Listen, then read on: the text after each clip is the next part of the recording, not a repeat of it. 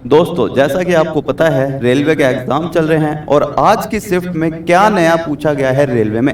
हालांकि हमारे पास जो पैटर्न है एग्जाम का सेम रहा है। हमारे पास सिटिंग अरेंजमेंट के क्वेश्चन, इनइक्वालिटी के क्वेश्चन, सीरीज के क्वेश्चन हमारे पास, हालांकि सब में से पैटर्न जो है सेम था, लेकिन क्वेश्चन का लेवल जो है वो थोड़ा सा अलग पूछा गया है। क्वेश्चन को एक बार नजर डाल लेना सारे के सारे। मान लो हमारे पास ये क्वेश्चन है, उम्मीद करता हूं मेरे भाई आप सारे के सारे इसको क्वेश्चन को ट्राई करेंगे, लेकिन मुझे आप पर विश्वास है कि 99% बच्चा इसका गलत आंसर देगा।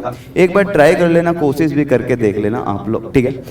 क्वेश्चन पर चलते हैं। पहला क्वेश्चन आपके सामने स्क्रीन पर। कभी भी हमारे पास सीरीज का इस तरह का क्वेश्चन आए, आप में से कुछ स्टूडेंट सोच रहे होंगे यार ये भी कोई क्वेश्चन है, इसको देखते ही हम कर देंगे। एक बार ट्राई करो सारे के सारे। हमारे दिमाग में अगर कुछ भी नहीं आ रहा तो हम क्या करेंगे, सबसे पहले इनके बीच का अंतर निकालते हैं। जी हाँ दोस्तों, इनके बीच का जब मैं अंतर निकालने लगा तो मेरे पास 10 प्लस में 4 14 होता है। 14 में अगर मैं 10 जोड़ूंगा तो 24 आएगा। 24 में यदि मैंने इसके अंदर देखा कितना जोड़ा है, 14 जोड़ा तो 38 आएगा। और 38 और 62 में कितने का अंतर है, यहां पर 24 का अंतर है। ठीक है भाई। अब यहां पर आप एक चीज नोट करोगे कि हमारे पास ऊपर जो सीरीज चल रही है भाई, ऊपर जो सीरीज चल रही है यहां पर क्या था, 10 था। 10 के बाद 14, 14 के बाद 24, 38, 62। लेकिन जैसे यहां पर देखोगे 10, 14, 24, तो हमें क्या समझ आया, यहां से हमें एक चीज समझ आई।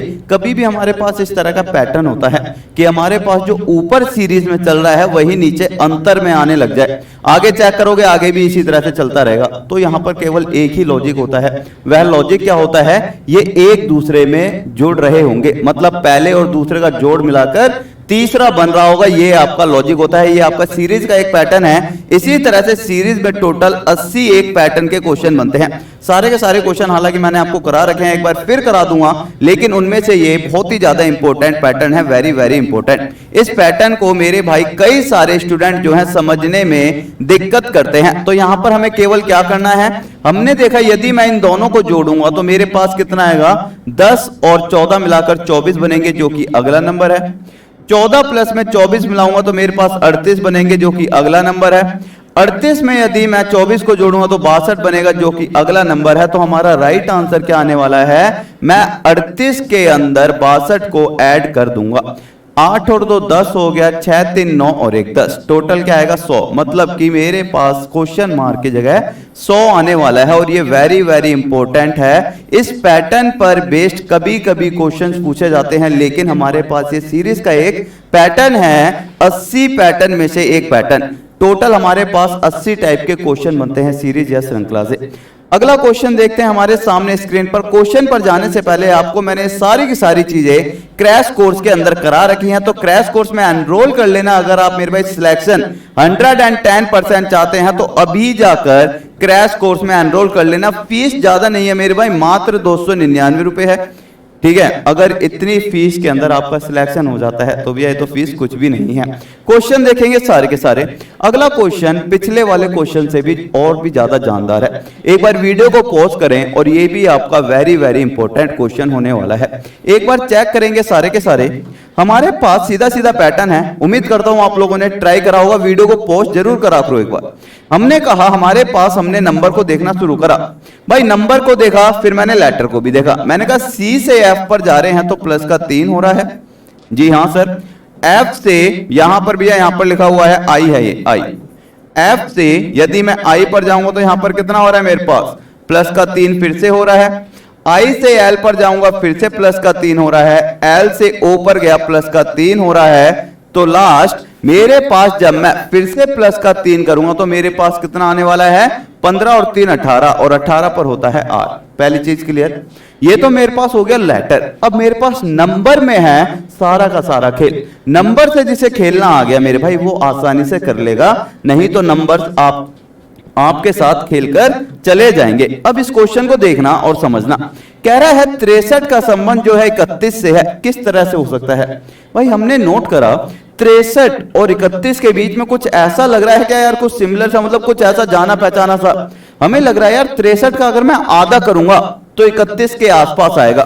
मतलब कि मेरे पास 62 का आधा कितना होता है, 31। मतलब यदि मैं इसके अंदर 63 के अंदर 1 माइनस करता हूं तो मेरे पास कितना आएगा सर 62, और 62 को यदि मैं 2 से भाग करूंगा तो मैं कहां पर पहुंच जाऊंगा 31 पर।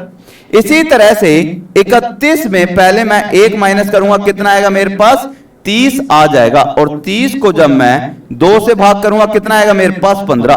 क्या अगला नंबर है मेरे पास? जी हां सर। 15 में से पहले मैं 1 को माइनस करूंगा, मेरे पास आया 14, 14 को 2 से भाग करूंगा, मेरे पास आना था 7। क्या 7 है? बिल्कुल है। इसी तरह से मैंने यहां पर देखा मेरे पास 7 में से 1 को माइनस करेंगे आएगा 6, 6 को 2 से भाग करा, मेरे पास 3 आना था। क्या अगला नंबर है? बिल्कुल है। 3 में से पहले मैं 1 को माइनस करूंगा, 2 आया, 2 में से 2 को भाग करूंगा, कितना आएगा 1। तो अगला नंबर मेरे पास कितना आने वाला है 1। समझ आई बात? तो ये क्वेश्चन पूछे जा रहे हैं, वेरी वेरी इंपॉर्टेंट है, इन पैटर्न को लिख लेना। ये मेरे पास सीरीज के कुछ इंपॉर्टेंट पैटर्न है। अगला कह रहा है यदि मैं और आगे चेक करूं तो मेरे पास यहां पर z से x पर जा रहा है माइनस का 2, माइनस का 2, माइनस का 2, t से यार माइनस 2, और r से जब मैं माइनस 2 करूंगा तो p आ जाएगा। तो राइट आंसर आना था P1R। क्लियर है? तो हमारे पास जो नंबर वाला पैटर्न था इसे समझना जरूरी था। ठीक है, अगला क्वेश्चन देखें। हमारे पास हमारे पास एक क्वेश्चन आ रहा है, क्वेश्चन है आपका डायरेक्शन का। डायरेक्शन के क्वेश्चन में मैंने आपको पहले भी बताया था, हमें यार देखो अगर आप ना इस तरह से करोगे, हमेशा आप इस तरह से करते थे, पहले हमारा पूर्व में जा रहा है, फिर बाएं मुड़ा, फिर दाएं मुड़ा, इसमें बहुत टाइम लग जाएगा। हमें करना क्या है, मुझे पता है ये नॉर्थ होती है, ये मेरे पास ईस्ट होती है, ये साउथ होती है, और ये वेस्ट होती है। अगर कभी भी मैं आपसे पूछ लूं नॉर्थ के दाएं में क्या है, आप बोलोगे ईस्ट है, ईस्ट के दाएं में क्या है, साउथ है, साउथ के दाएं में क्या है, वेस्ट है, और वेस्ट के दाएं और क्या है, नॉर्थ है। तो इसी तरह से अगर मैं इसको लिख लूं कि भैया मेरे पास अगर नॉर्थ दिया हुआ है, नॉर्थ के दाएं और क्या है, ईस्ट होता है, ईस्ट के दाएं और साउथ के दाएं और क्या होता है बच्चा, वेस्ट।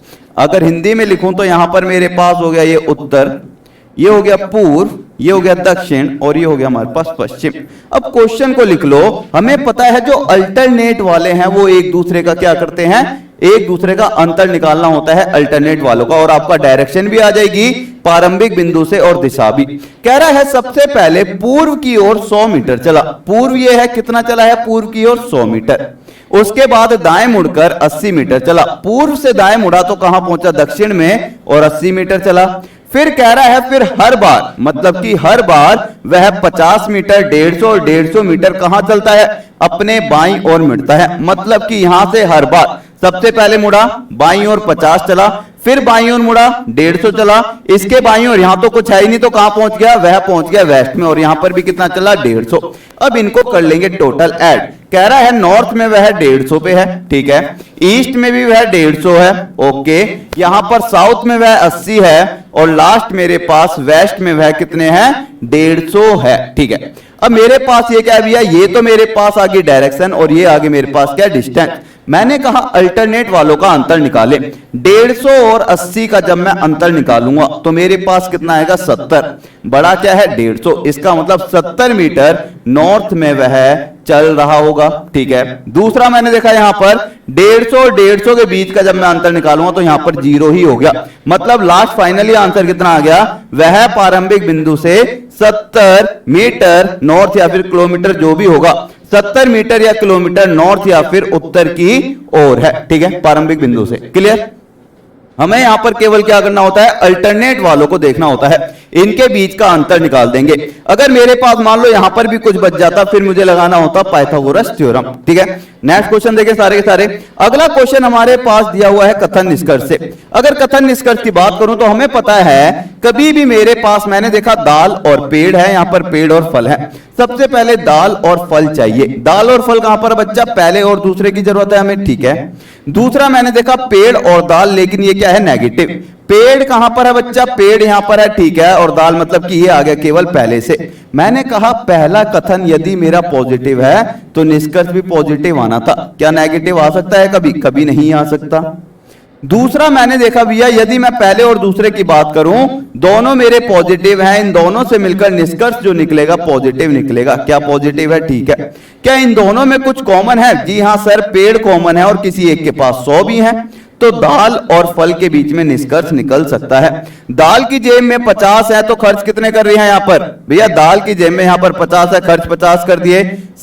फल की जेब में 50 है, खर्च 50 कर दिए। मतलब 110% मेरा ओनली फर्स्ट फॉलो करेगा।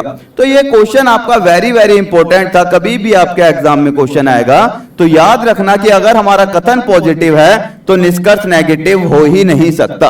तो मेरे पास ओनली फर्स्ट फॉलो इसका राइट आंसर हो जाता। एक हमारे पास इनइक्वालिटी से हर एक शिफ्ट में क्वेश्चन पूछा जा रहा है और ये मैंने आपके लिए अलग से वीडियो भी बना रखी है, जिसका मेरे भैया आपको पूरी की पूरी प्लेलिस्ट है। टॉप तक रीजनिंग शॉर्ट ट्रिक डालोगे तो एक प्लेलिस्ट मिलेगी प्यारी सी, उस पर जाकर आप पढ़ लेना। देखें यार, सबसे पहले कह रहा है एस और पी की बात करी है। एस कहां पर है बच्चा? यहां पर एस और पी। अगर मेरे कथन में एस राइट में है तो भैया निष्कर्ष में भी हम कहां रखेंगे? राइट में, ताकि करने में आसानी हो। तो एस ग्रेटर देन पी है पहला निष्कर्ष।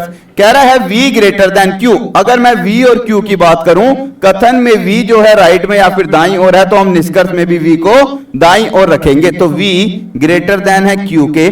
लास्ट कह रहा है P लेस देन है V के। P मेरे पास लेफ्ट में है और V राइट में, तो मैंने कहा इसे तो एज इट इज ही लिख देंगे, P लेस देन है V के। अब ये मेरे पास नए निष्कर्ष बन गए, न्यू निष्कर्ष बन चुके हैं। ठीक है बच्चा, अब हम इस पर खेलेंगे। अब हम इस पर खेलेंगे न्यू वाले निष्कर्ष पर। इसके बाद हमें क्या करना होता है?